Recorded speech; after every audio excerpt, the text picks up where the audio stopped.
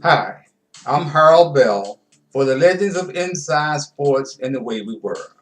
On today's show, I want to look back at a man who is called by some the last angry black man. He has become a so-called legend in his own time instead of in his own mind. His name is Harold Bell. The next voice you hear will be that of NFL great Jim Brown, followed by the great former heavyweight champion of the world, Big George Foreman, followed by television talk show host Geraldo Rivera, followed by the greatest boxing promoter of all time, and he could have been even greater, Don King. And last but not least, the greatest Muhammad Ali. Listen up, and I'll be right back. Well, Harold has been a crusader for the rights of black people all of his life.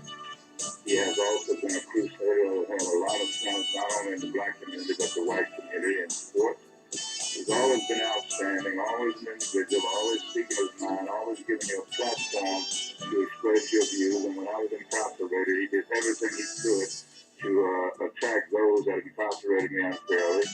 And he's one of my friends over the years. We've done many things together. So Harold is truly a man that believes in his culture and his people, and will always be that way because nobody's ever been able to change him.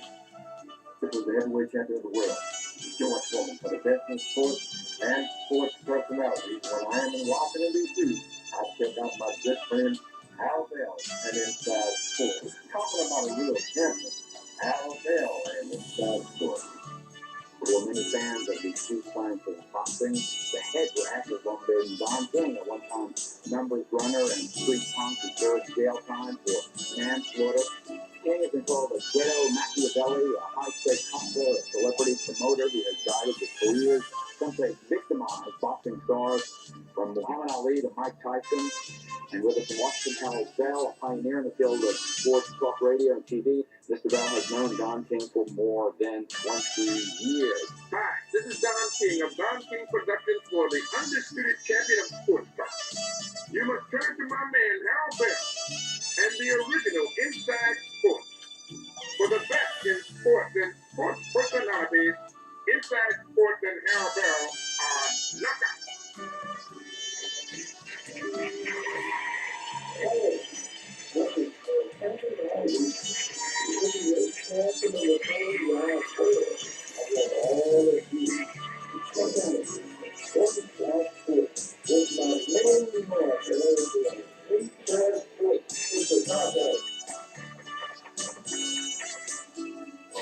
And now, from the playing field of Banneker to the locker room of RJ Stadium, it's Inside Sports with your host, Harold Bell. Give Harold a call at 462-3313, 462-3313. All right, I'm back, and this is the Legends of Inside Sports and the Way We Were. You know the death of the late great Arthur Mitchell, who died recently at the age of 84, reminded me of what has gone wrong in Black America and why we have slid backwards as a people. Mitchell was the founder of the Dance Theater of Harlem. His appearance on 60 Minutes over 2 decades ago to talk about the Dance Theater of Harlem and his talented black dancers was must-see television.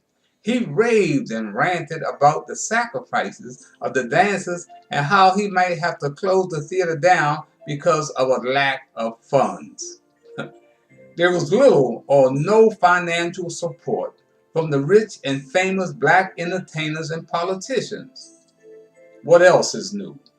Morley Safer was conducting the interview and he said, "You sound like you're angry." Mr. Mitchell did not miss a beat. He looked Morley straight in his eyes and said, "You show me a black man or woman who is not angry at the state of Black America, and I will show you a black man and woman who need to see a psychiatrist." This was 2 decades ago. And look where we are in 2018, fighting to survive. From that day on, Arthur Mitchell was forever my guiding light to keep reaching back despite the ongoing selfishness of Black America. And that is why I thought it best to go on record and videotape my story as it related to the benefactors of Kids in Trouble and Inside Sports before their 15 minutes of fame. My anger is similar to Mr. Mitchell's. I come from a housing project in Northeast DC, and I have broken bread with presidents, powerful politicians, judges, entertainers, and some of the greatest athletes of our time. I remember when one of my young men on Harrison Playground in DC asked me out of the blue one day that I knew I was a legend. This was after Dave Bing, John Thompson, Larry Brown, Peter Green, and other dignitaries had participated in one of my community programs. I smiled and said, yes, I knew I was being called a legend, but I never felt like one until they started writing poems about me. First, it was family friend Earl Tilden in 1993. 25 years ago, he penned a poem titled A Grieving Mother's Tears. The poem was about mothers losing their children to senseless street violence in our cities. Sound familiar? And then there was the poem written by my friend Murray Brooks titled For Whom the Bells Toll, in honor of me and my wife Hattie. As a youth advocate and sports talk show pioneer, I look back and I am amazed at the folks that came through Kids in Trouble and Inside Sports before their 15 minutes of fame. Plus, thousands of children have benefited from our annual Christmas toy parties that we hosted for 45 straight years without grants or loans. Some of the benefactors became millionaires and had national impact in the world of sports as pro athletes, politicians, and media personalities. They read like a who's who, but they forgot who they were and where they came from. My new book talks about my exploits as it relates to working with youth gangs and my pioneering efforts as a radio sports talk show host. I was out of Compton long before NWA. If y'all don't know what those initials stand for, let me tell you. Niggas with attitude. Now, what makes me think that anyone wants to read my stories about the good, the bad, and ugly in this game called life, where there is no such thing as an even playing field for people of color? My work in the inner city with gangs and at-risk youth is unmatched, and my inside sports talk format changed the way we talk sports in America. I have blazed trails that others had followed. Writing has been spiritually rewarding, and those rewards came only after my visit to a NBC affiliate newsroom, WRC-TV4 in DC. I watched as my friend, the late great Jim Vance, prepared for his evening newscast. He put special interest on making his commentaries sound like stories from the streets. He grew up in Philadelphia. I applied those same written techniques for Inside Sports. My commentaries moved from WST radio studios to the New Observer community newspaper and my mentor, Michael Graham. I moved on to the Afro-American newspaper where my mentor was the late great Miss Frances Murphy. And then on to the New York Amsterdam where my mentor was the great Howie Evans. Next was on to freelancing, getting paid for my column for the Washington Post, my mentor, sports editor George Solomon. When the CBS Bleacher Report was new to the social media market, I was one of its most popular writers.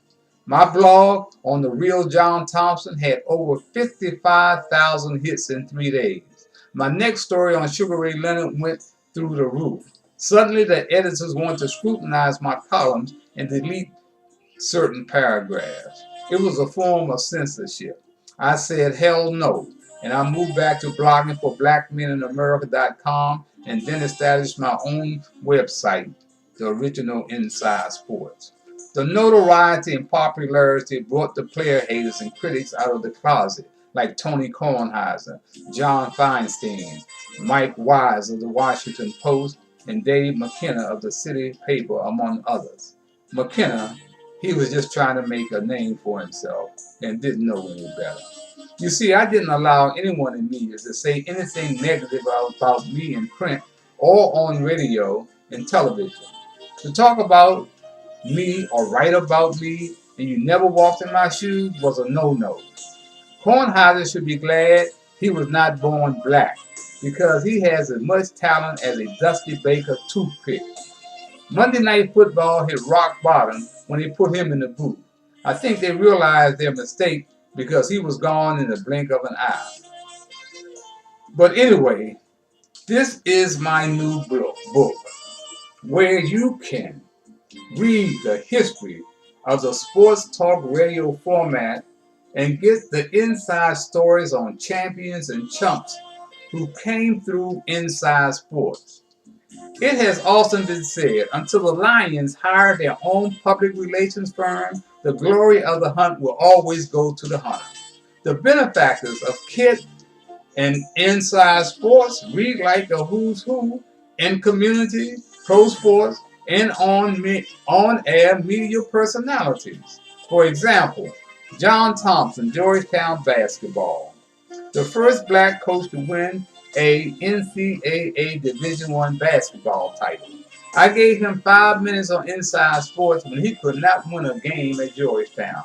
He thanked me by selling me out to Nike and hired a white guy as the radio voice of Georgetown basketball. He conspired with agent David Falk and took money under the table for Georgetown players that Falk represented.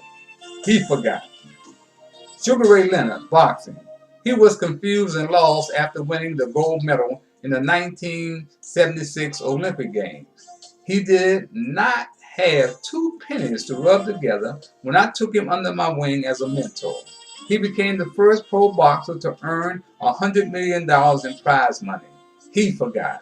James Brown, sportscaster. There's a tie between him and Michael Wilbon, who is the biggest liar and fraud. Michael Wilbon, ESPN, Washington Post, one of the biggest liars, and according to his friend and colleague, Washington Post columnist John Feinstein, he is one of the biggest ass kissers in sports media. I think there's a little envy and jealousy there. David Aldridge, Washington Post and TNT, a good guy but got caught up in the hype of sports media.